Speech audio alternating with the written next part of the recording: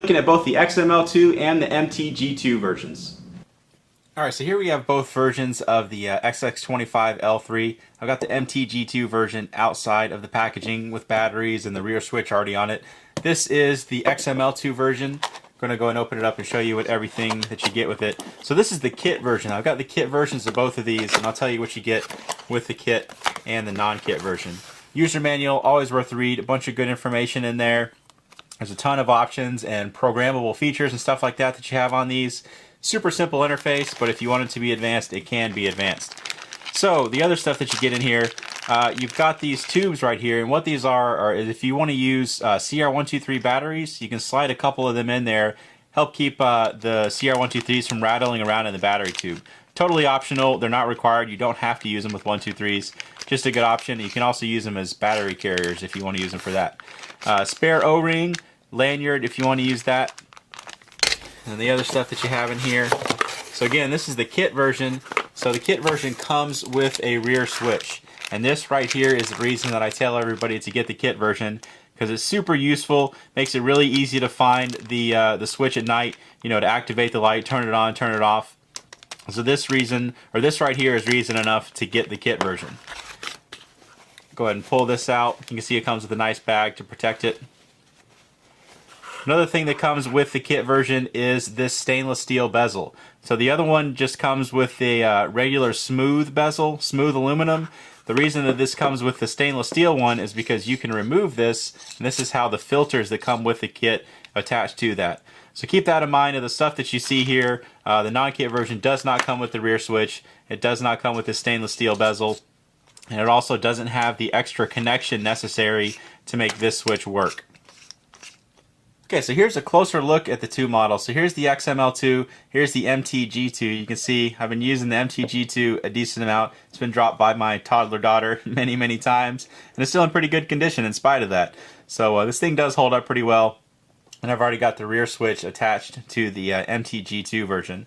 Other than the LED, they're pretty much physically identical. Let's zoom out a little bit just so you can see the difference in the LEDs. So hopefully you can see the size difference just by that alone.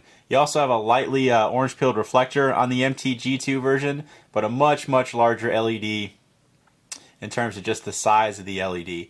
So more compact LED, about the same size reflector. The XML2 version is going to give you a more focused, better throwing beam, which you'll see better when we go outside. MT-G2 is just going to give you a whole lot of lumens. I personally prefer the MT-G2. We don't have a bunch of big wide open spaces that go out past 200-300 yards around here. You know, we got a lot of trees. So I like something that just lights up everything in front of me, and that is the SX25L3 MT-G2 for sure. So I've already got batteries in here. We're going to go set the XML2 to the side. We'll show you it again when we go outside. We go ahead and open it up. Show you the inside. So I've got three 18650s in here, three EagleTac 3100 milliamp hour 18650s. You could use the 3400s as well, both really good batteries, or any other high quality 18650. So here's a look down into the battery tube. There's the inside of the tail cap. Looks pretty much the same as the one without the button.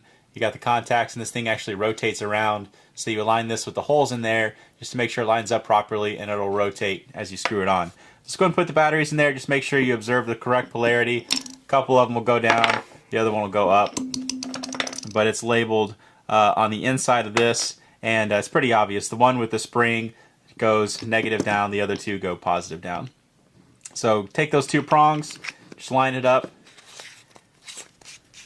screw on that tail cap, and you're going to have a functioning light. So both LED versions have the same interface. Both switches do the same thing if you have both of them on there. Tap either switch to turn it on, tap it again to turn it off. Press and hold to go into momentary. So if you hold it down for more than a second or so, it'll go into momentary, and then just release, and it'll turn back off.